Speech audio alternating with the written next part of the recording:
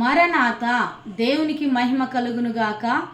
ఈరోజు దేవుని వాగ్దానం యోబు గ్రంథము 3వ అధ్యాయము 26వ వచనము.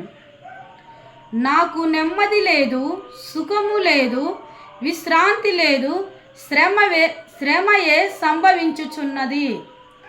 ఈ ఉదయకాలం నా వాగ్దానం చూస్తున్న నీకు కూడా ఒకవేళ నెమ్మది లేదా, మరి సుఖము లేదా, విశ్రాంతి లేదా, అయితే దేవునికి ప్రార్థించు. నువ్వు దేవునికి ప్రార్థించినట్టయితే దేవునికి నెమ్మదిని ఇస్తాడు, సుఖముని ఇస్తాడు, విశ్రాంతిని ఇస్తాడు, సమాధానము దేవుడు అనుగ్రహిస్తాడు. ఇట్టి కృప మనందరికీ దేవుడు దయచేయునుగాక. కళ్ళు మూసుకుందాం, చిన్న ప్రార్థన చేసుకుందాం. దయగలిగిన తండ్రి, కృప కలిగిన యేసయ్యానికి వందనములు.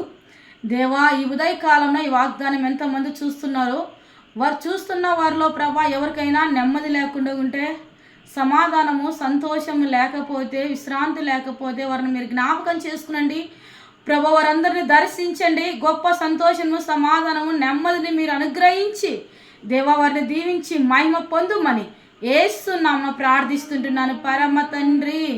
ఆమేన్.